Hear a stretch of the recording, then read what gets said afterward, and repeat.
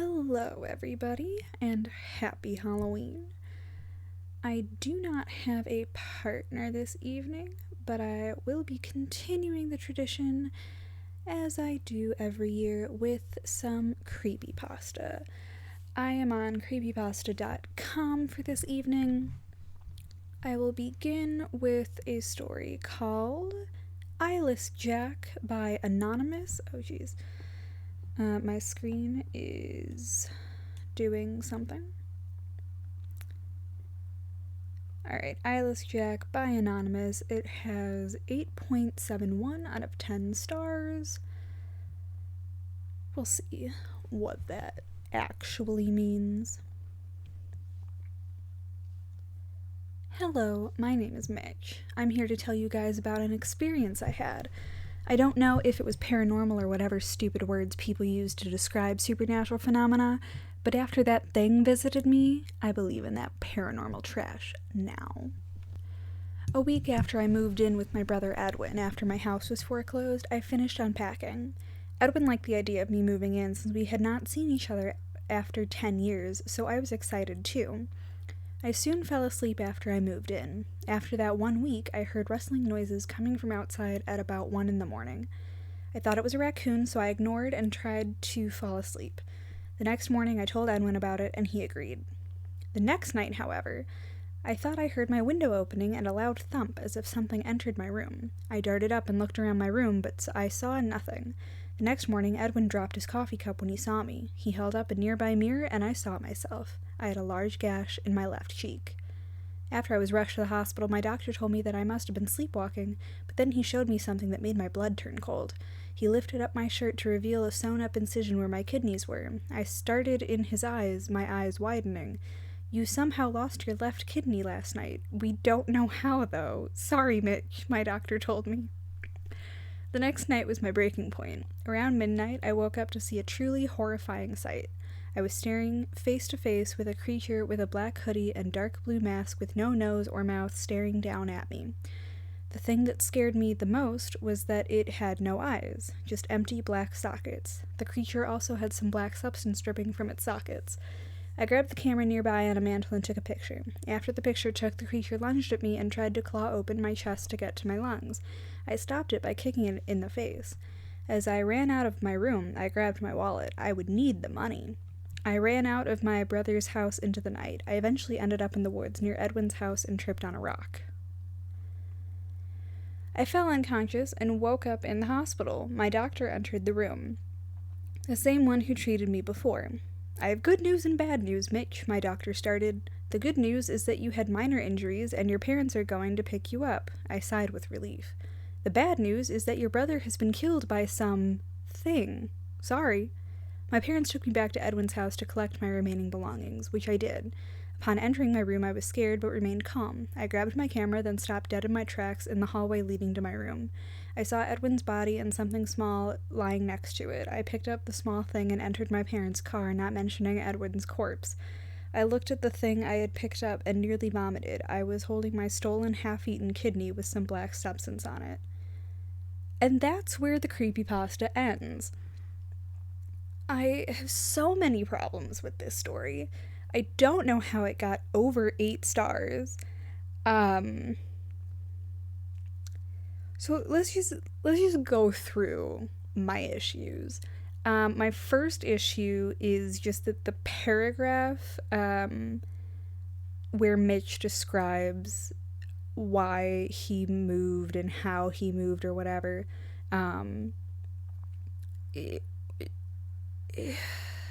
it's just not good. It doesn't flow. I just don't like the look of it. But right before that, I don't know if it was paranormal or whatever stupid words people use to describe supernatural phenomena, but after that thing visited me, I believe in that paranormal trash now. Unnecessary comma in that sentence. And also, if you believe in that trash now, you wouldn't be calling it trash now. It's written as if it were in the past, writing in present tense, but it's present time writing in past tense, present tense. Just not smooth, very awkward wording, not in current character. So then I go, like, I feel like there should be more detail, more depth in the second night where Mitch gets a large gash in his left cheek. I feel like he should have some moment of pain where there's reason to think he would have that gash, but he, darts up out of his bed, sees nothing, and then we skip to the next morning. Like, when did he get attacked? And then he doesn't feel any of it. He has no pain in his cheek. He has no pain around his kidneys. And then this doctor, who hired this man? Besides the odd bedside manner, like, I've met a lot of doctors. I've met some doctors who don't have great bedside manner, but, like, I don't think any doctor would respond to a mysterious kidney removal with, "We don't know how this happened. Sorry, Mitch." Like, clearly this author is not a medical professional, but, like, have you been to a hospital? Have you seen a doctor? Have you ever been treated for anything? This doctor character who does this twice. It's not just, oh, your kidney's missing. It's, your kidney's missing, and also the good news is that you have minor injuries and your parents are coming. And then your bad news is that your brother was killed by something. Whatever. Sorry. No, I don't like that. No. Also, it sounds like the first visit was ER and the second is, I would think ICU, considering everything that's happened to this man.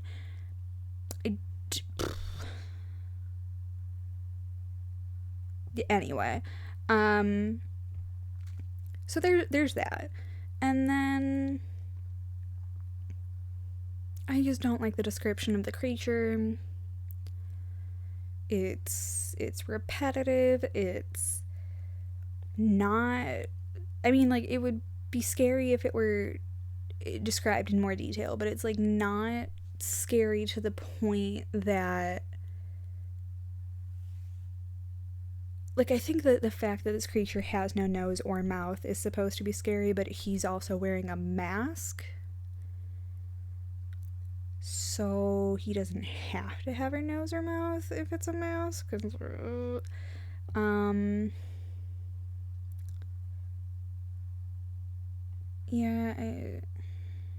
a supernatural creature, like, you're not gonna kick it once and then be able to run away. Though clearly it was distracted by Edwin. And then Edwin's corpse should not still be in the house if the doctor knows that he was killed. One would think that CSI and the coroner would have removed that by now if it's a known thing. Yeah, and then the just something small lying next to it. I picked up the small thing and entered my parents' car. I looked at the thing I had picked up. Like, describe it a little bit. And then what is this substance? Is it supposed to matter? Like, what happens after? Like, do you just have, you're just gonna, like, pocket your kidney and keep going with your life? Just a weird way to end this. Don't like it. Don't approve. So we're gonna move on.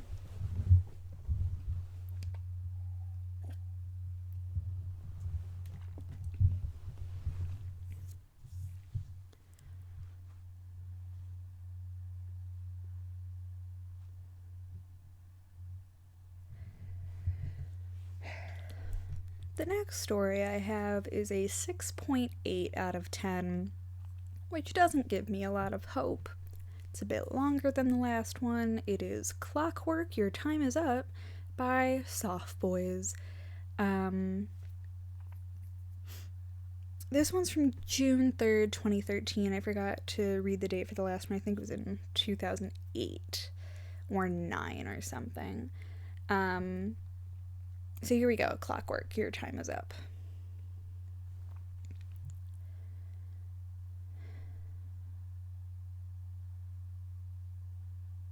A little girl sat in her room. Her messy brown hair was put into little pigtails as her hazel eyes stared at the door. She hugged her stuffed giraffe close to her little body and listened closely to the loud yells of her father and mother. "I never should have had any damned kids," screamed a loud, deep voice. "All they do is make messes, complain, and draw on the walls." He was interrupted by the shrill, angry yell of the girl's mother. "They're children, David. They don't know any better." "Oh, F me, Mary Beth. I don't want to hear your bullshit excuses. I've had just about enough of them."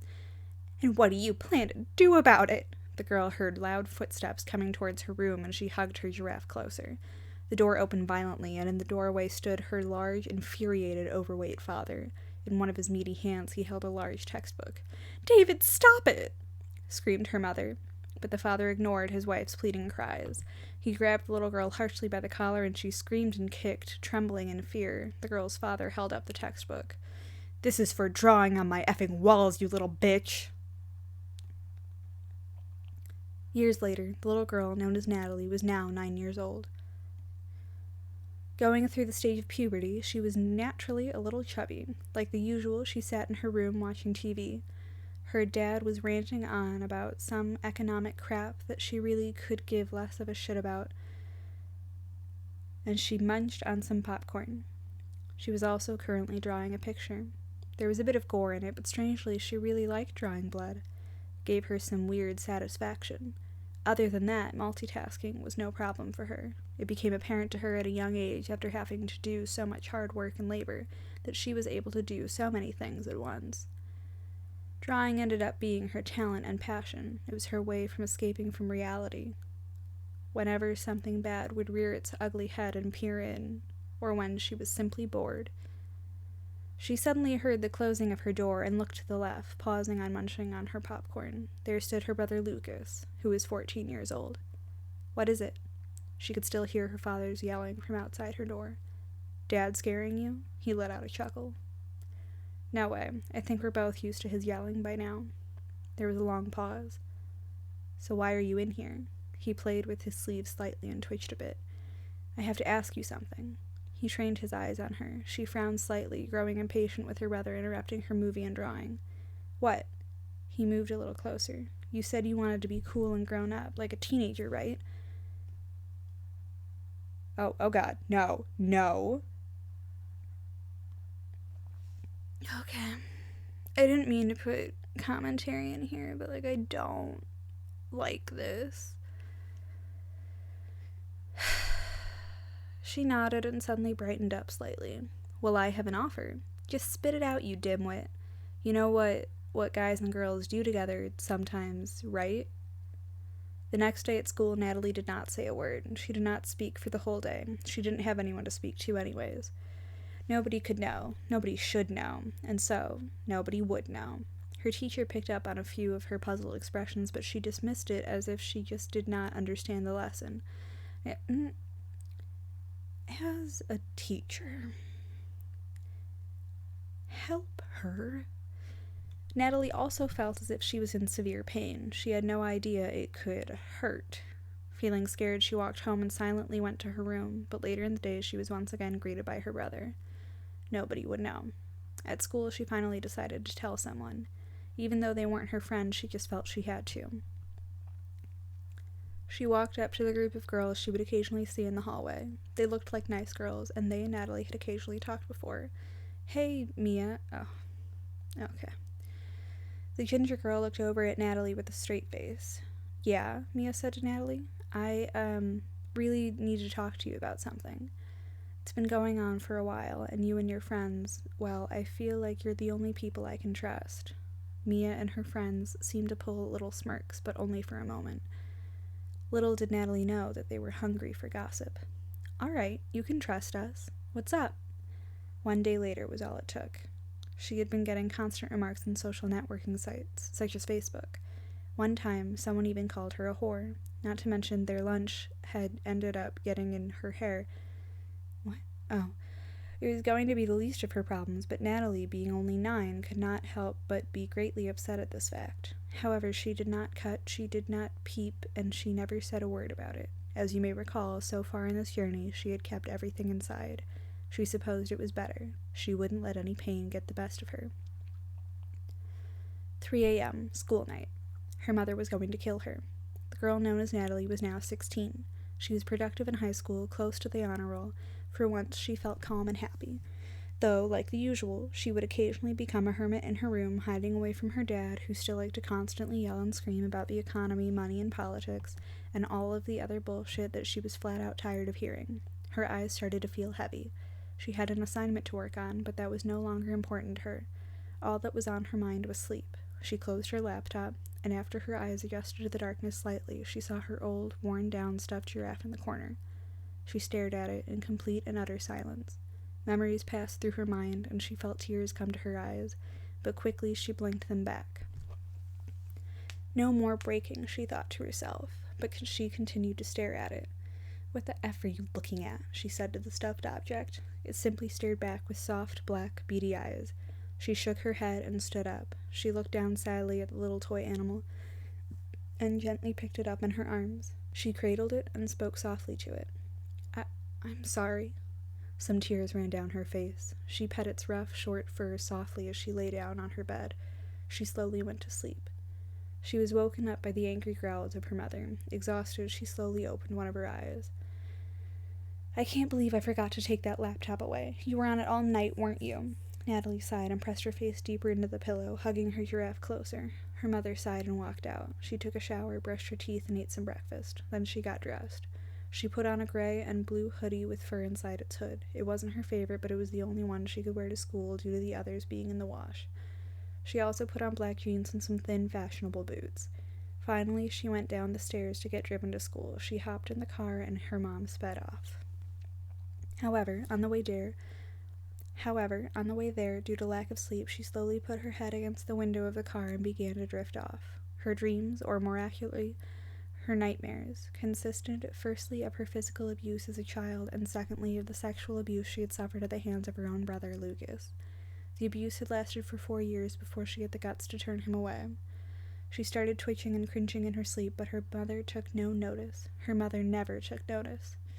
Suddenly, she was jolted awake by the sound of her mother's voice. "We're here," her mother said with annoyance in her voice, most likely from catching Natalie napping again. She looked at the large sign of the school, which read Walkerville Collegiate Institute for the Creative Fine Arts. She sighed tiredly and stepped out, putting her backpack on her shoulder. "See ya," she proclaimed and closed the door. She walked into the school and chatted with a couple of friends until she went up to her locker on the 3rd floor. She grabbed her books, and before the 5 minutes of time was over, she ran to class. Her English teacher annoyingly put her hand on Natalie's desk. "Where's your assignment, Miss Owlette?" I don't think I pronounced that right. Natalie swallowed. "I forgot it at home. Sorry, Miss Hominique." Don't think I pronounced that right either. "Your time is up, Miss Owlette. Don't disappoint me." Natalie seemed puzzled by the thought for a moment. She didn't know why, but those words seemed to melt through her. She simply ignored it and went back to listening to the lesson, and falling asleep not too long after, of course. Later that day, she was heading to her locker for 4th period when suddenly her boyfriend Chris approached her. "Hey, talk to me after school, alright?" She smiled. She loved talking to Chris. At the time, she didn't suspect anything. Chris was always sweet to her. During her French class, Natalie failed to pay attention. Instead, she doodled the things she loved to draw the most. Blood, gore, people being stabbed, knives, and macabre things of the sort. Others would say it was pretty dark of her to draw such things, but she saw nothing wrong with it. For some strange reason, it actually felt like a normal thing to her. Miss Owlette? She quickly covered the doodles on her paper and looked up at her French teacher quickly, trying to hide her fear. Yes, Mr. Lafiseur? I think. With a slight turn of his head, he gestured for her to move her arm. Show me your work. She hesitantly moved her arm, showing her teacher the picture of someone getting stabbed by an insane man. The teacher stared, puzzled, looking at her a bit. She smiled nervously. Erase that and get started on your work, he said in a strangely calm voice. He walked away, and she sighed and began to erase the picture. And Miss Owlette, Mr. Levasseur interrupted. She looked up at him slightly. Your time is almost up to get your work done. I suggest doing it now. She growled at the remark. Time always seemed to be against her. As far as she was concerned, time could go F itself. After class, she walked out of the school to find her boyfriend standing near the fence on the sidewalk. She smiled and walked over, hoping he had something to say that would cheer her up on this miserable day. But as she walked closer, her smile slowly faded. He wasn't smiling back. Chris, what's wrong? What did you want to talk to me about? He sighed. Natalie, I think it's time that we should start seeing other people. She felt her heart break. But why? Natalie cried. He responded with a stern look. It's your mindset, your drawings, they just creep me out. I think there's really something wrong with you. And the saddest part is that you haven't told me why you're acting like this. It makes me feel irresponsible, so I just can't do it anymore. I'm sorry. And with that, he walked away. Natalie slammed her hands on the bathroom counter at home. She stared at herself in the mirror, her eye twitching. I won't hurt myself like the others. I can stay strong. There was a needle and black thread in her hand. It's pointless. It doesn't help. Some weird sensation pulled at her subconscious. She chuckled slightly. No, I'm doing it because I want to. She held up the needle with thread on the end of it and smirked. Time is up. What? Piece after piece, cut after cut. Even though excruciating pain was going through her, she did not whine. She did not whimper. She did not cry. There were no more tears to shed. All she did was smile. Blood leaked from the pierces and made a low dripping noise into the sink and onto the counter. When she was finished, she stood back and admired her handiwork. She stroked the horrendous stitches on the sides of her mouth, which spread into a wide smile. She felt the warm, wet blood on her fingers and licked it gently, consuming the metallic-tasting liquid in pure ecstasy. She stopped when she saw her mother's reflection in the mirror behind her and sharply turned around. She saw her mother's wide eyes and pale face, and she looked at her fingers, seeing the blood. She suddenly felt the pain and began to cry. Mom, Natalie cried. She had never felt so confused. What had just happened to her? Her mother had scheduled some therapy for her. Natalie had not gotten rid of the stitches, in fear of how much pain it would bring, so she went to the session with them. She made sure her hood was up as to not let anyone see. She sat down on the comfortable leather seat and stared at the blonde woman across from her in silence. So your name's Natalie, isn't it? Natalie nodded. I'm Deborah. I'm here to help. Now tell me, Natalie, what have been some of your problems recently? Natalie stared. Time. Time has been my problem. Deborah gave her a confused look. What about time, dear? Natalie's hands roughly gripped the leather of the seat. Everything. It makes you live through it, slowly progressing through life, being controlled by society, only to be tortured to seemingly no end, until you find you no longer have a purpose. It's a vicious cycle. It's a vicious circle. Time does not end, it does not slow down, it does not speed up, it is violent. It makes you live through the torture over and over again, unable to fast forward through any of it.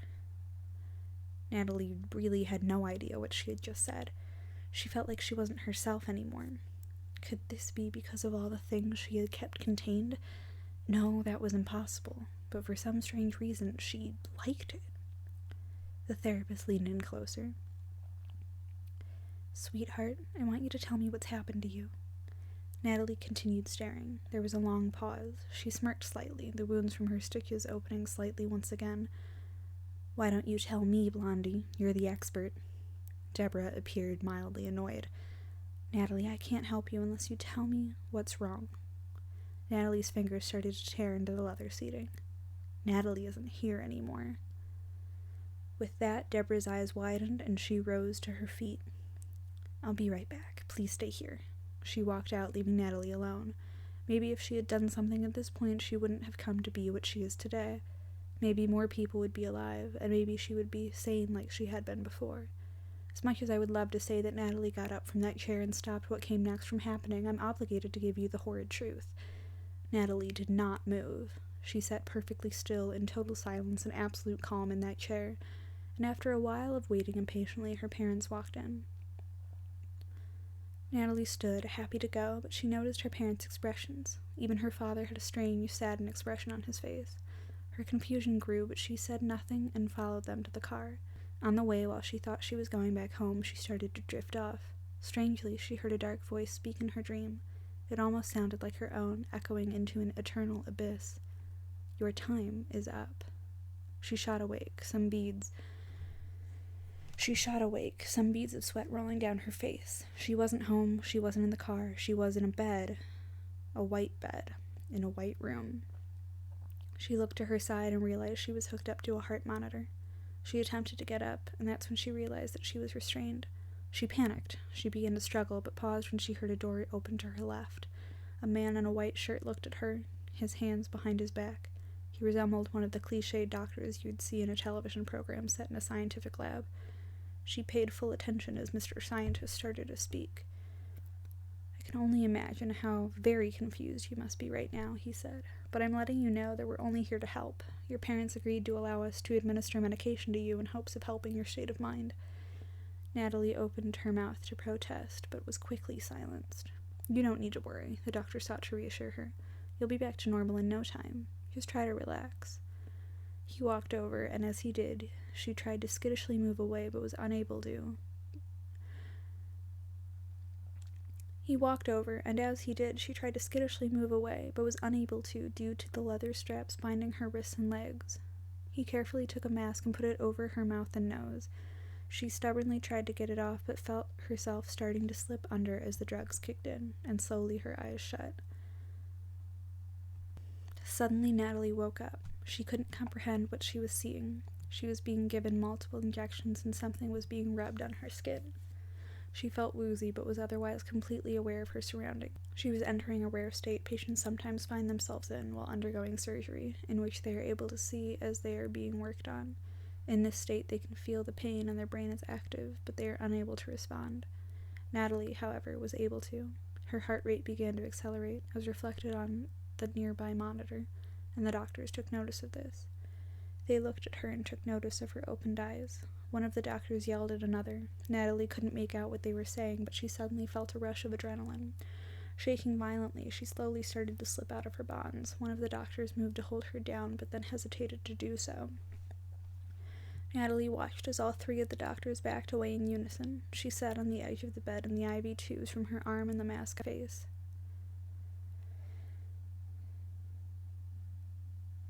Okay, so that's just not a complete sentence. Cool. She got to her feet and started to stumble towards them. Her breath hitched and her vision was blurry. She was vaguely aware by then that she was chuckling like a madman, but suddenly she felt a searing pain in her chest. She gripped her chest in agony and dropped to her knees. She coughed up blood, fell prostrate the floor, and blacked out. Great. Natalie woke up slowly and groggily sometime later. She found herself back in bed and a doctor sitting beside it. "I'm so sorry, Natalie. Something went horribly wrong." Natalie didn't know why, but she felt a tremendous amount of hatred towards the doctor. He took notice of her disgust and looked away instinctively.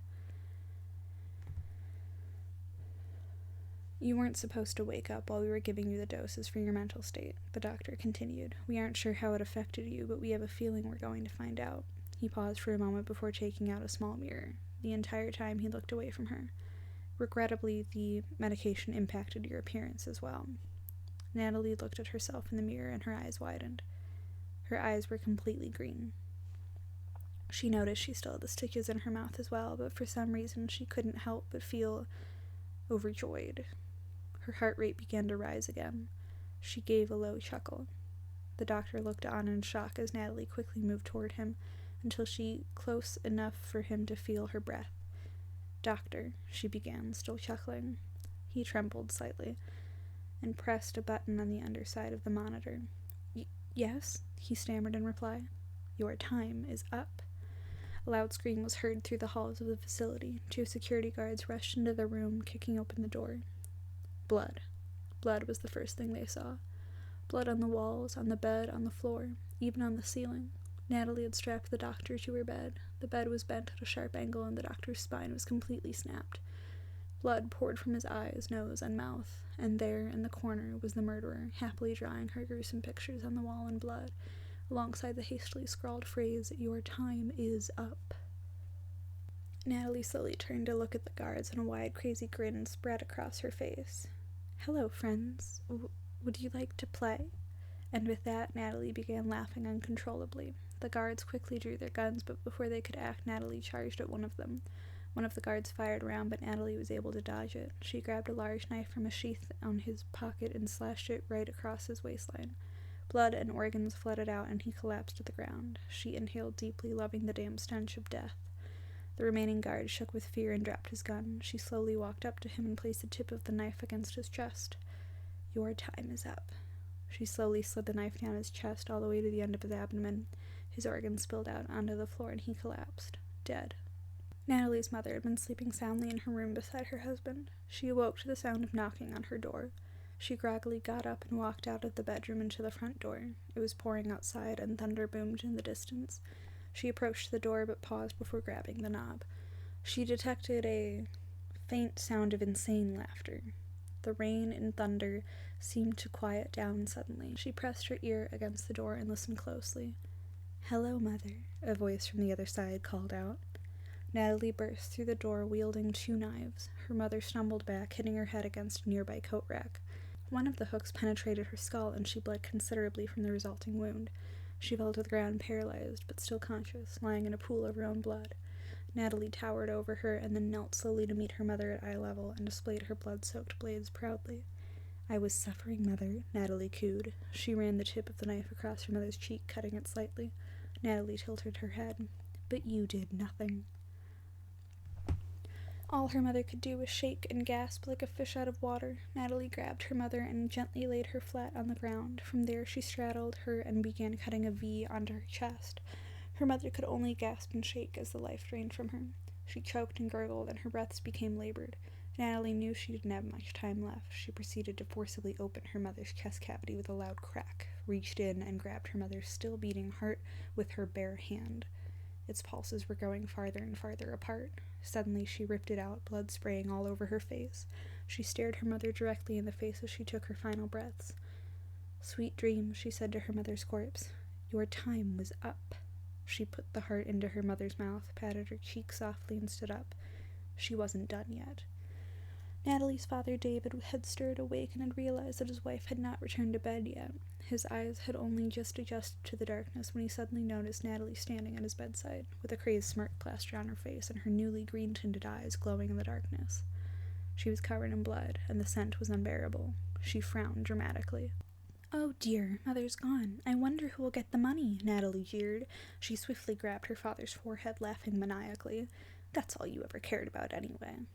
Her father, unlike her mother, was a fighter, and he sprung up and grabbed Natalie by the neck and threw her to the ground.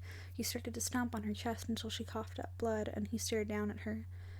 Doesn't it feel good, Daddy?" She laughed in spite of the violence and coughed up more blood. After all, you never seemed to mind doing it all those years ago, did you?" He narrowed his eyes. "You aren't my daughter." A wider smirk spread across her face, and she peered at him with her luminous eyes, blood dripping down her mouth. "You're right. I'm not." She suddenly tripped him, causing him to fall hard to the floor. She scrambled to her feet, knives in hand. They say the bigger you are, the harder they fall. While he was winded, she grabbed a pillow and stuffed it into his face and stomped on it, harder and harder, until loud cracking noises could be heard. When she finally pulled the pillow away, her father's face was gruesomely mutilated, and he was making muffled noises and crying in agony. "What's the matter, Daddy? Pain too much for you?" She shoved both knives into his stomach and left them there, then moved to rip one of the large, heavy wooden poles from the bed. She set it down on her father's legs and withdrew the knives. Gonna need these, she chuckled, and sat down upon the pole laid on his egg. Suddenly she started to rock back while sitting down. The weight from her body and the pole slowly started to squeeze his innards up through his body. He started to gag and blood poured from his mouth. His breath was silenced, and she hit a bit of a snag. Come on, she snarled as she forced herself to rock back with more weight.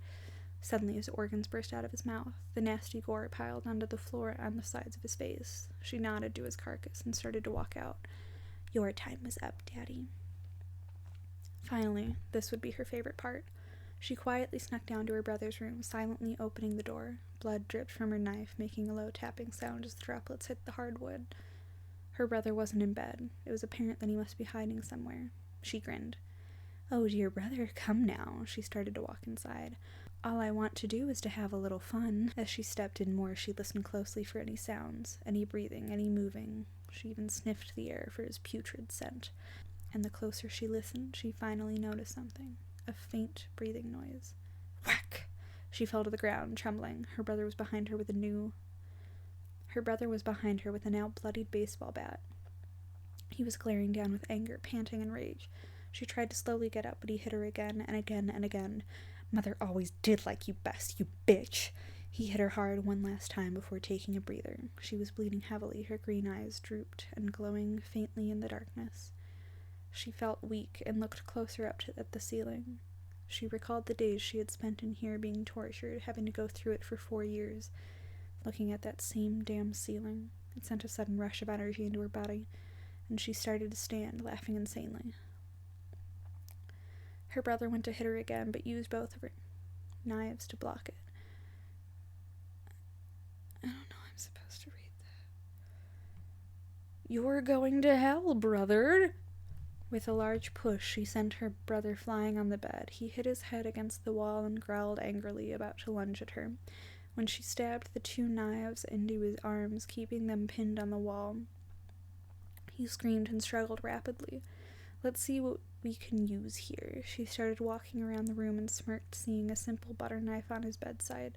She picked it up and walked over to him. They say that the eyes are the softest organs on the body. She slowly licked the knife. Soft as butter. He looked in horror, trying to get away as she started to dig out his eyes with the knife. He shrieked loudly, and she quickly tied a cloth around his mouth. Now, we can't have you waking the neighbors. He wasn't able to see anything. The pain was unbearable. Blood leaked violently from his eye sockets. He would cry, but was now incapable. She dug around for more items and picked up a pair of scissors. She walked over to him, crawling over him. I think you need to cut loose, brother. She stabbed the scissors into his gut, and he cried out in a muffled scream of pain. She treated him like arts and crafts, cutting through his skin like paper. She lifted up his large intestine and smirked wickedly. You know what I love? Macaroni art. She started to cut the intestine into sections. These might be a little too big to put on a plate, though. She could hear his brother foaming blood from the mouth. However, he had to swallow the blood back because of the cloth around his mouth. Doesn't that taste good? She licked his blood off her fingers. I sure know I like it. He let out another muffled scream. She went down to his toes and started cracking them and ripping them off, one by one. After a while, his screams grew futile. His throat was raw and bloody by now. Next, she worked on his fingers, snapping them and ripping them off slowly. The gurgling became louder, and he started to squirm. He was choking on his own blood. She pulled the cloth down, and blood poured from his mouth and turned his head to the side and vomited violently. There, brother, she said, patting his head. Eat this and feel better. She stuffed one of his fingers in his mouth, making it jam into his throat. He choked and slowly died. Your time was up.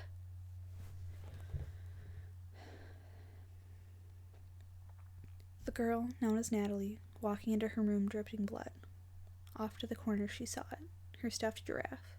She knelt down and stared at it. Then, without a word, she stood back up and walked to the bathroom. Staring at herself covered in blood, she heard a faint ticking noise. She looked down and saw a pocket watch.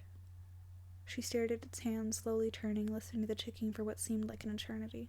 She took out one of her now red knives as it heavily dripped blood onto the counter. She grabbed the pocket watch and disassembled the watch until only the small clock was left. Time makes you live through the torture, she said, slowly bringing the knife up to her eye. slowly progressing through life, being controlled by society. She started to slowly dig it into her eye as the vision in her left eye grew blurry and red. Until you find you no longer have a purpose. She felt her eyes start to come free from its socket, blood pouring in the sink. It's a vicious circle. She felt it dangle out of her socket, a sharp pain where it was connecting in her head. Time does not speed up. It does not slow down. It is violent. She grabbed onto the cord of her eye and tore it right off, the eye falling in the sink. It makes you live through the torture over and over again. She started to place the clock in her eye, unable to fast forward away from it. There was a squishing sound and drips of blood until it seemed like the clock fit perfectly in her socket. I am clockwork. The young 16-year-old girl, formerly known as Natalie, walked away from her burning house. The flames engulfed everything, and inside, the giraffe slowly burned, along with the carcasses of her family. Some say she still lives on, carrying her insanity with her, leaving so many dead, saying she decided when their time should come to an end. The only way to detect her presence is if you're cuddled close in the covers at night, sleeping soundly. But in the darkness, she watches. She determines. You hear ticking, and you see a green flash of that putrid clock eye. If she is there, you know your time is up. That one was interesting. Certainly better than the first one.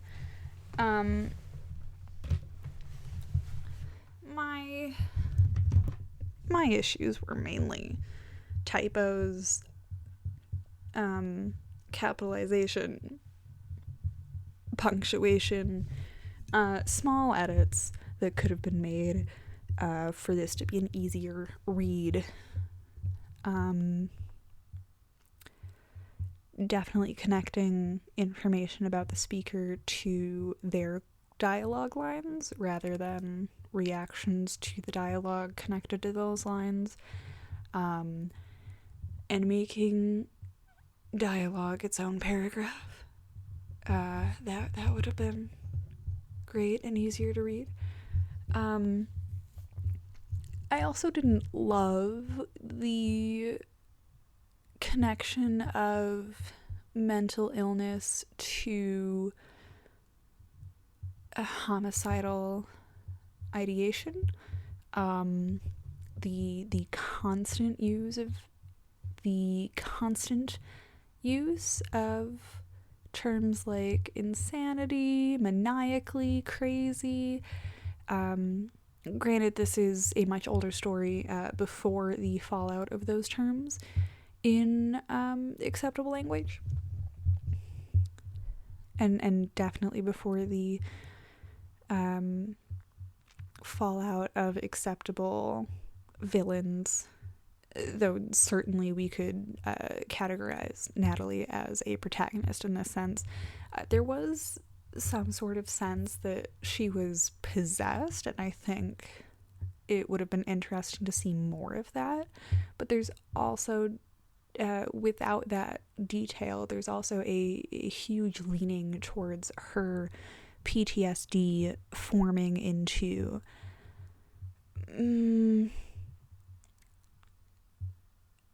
psychopathies. I don't know if it would be psycho or socio, but definitely homicide via mental illness.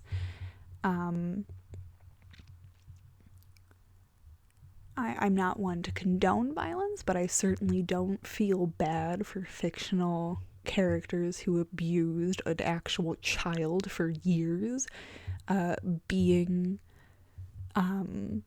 punished for that.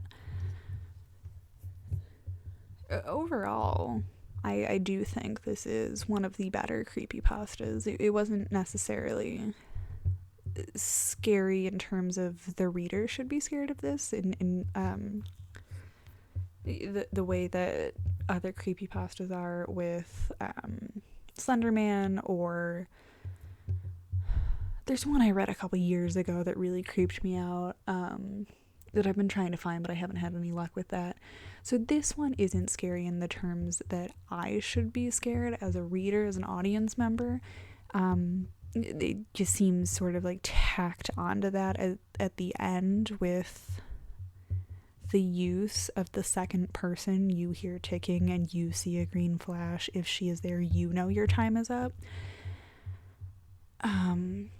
Definitely connects the audience to this experience, but I don't think it was done particularly well. But it could also just be like, if you're an abuser, you should be scared, and that I'm okay with. And I also really like the repetition of your time is up, your time is almost up in foreshadowing of the your time is up lines. And I loved the clock eye scene. It was gross, it was cool, and the line "I am clockwork" is just chef kiss beautiful. So there are my Halloween creepypasta reviews. Please leave a comment with your preferred story. And perhaps some requests for future podcast episodes, as I am at this time unable to have a partner due to scheduling issues. But I do enjoy doing this, and I do hope to be able to continue. So I'll see you in the comment section. Please leave a like if you enjoyed this commentary, or if this helped you celebrate Halloween in any way. Don't forget to share this video with your friends, share this podcast with your friends, and I'll see you next time, buddies. Bye!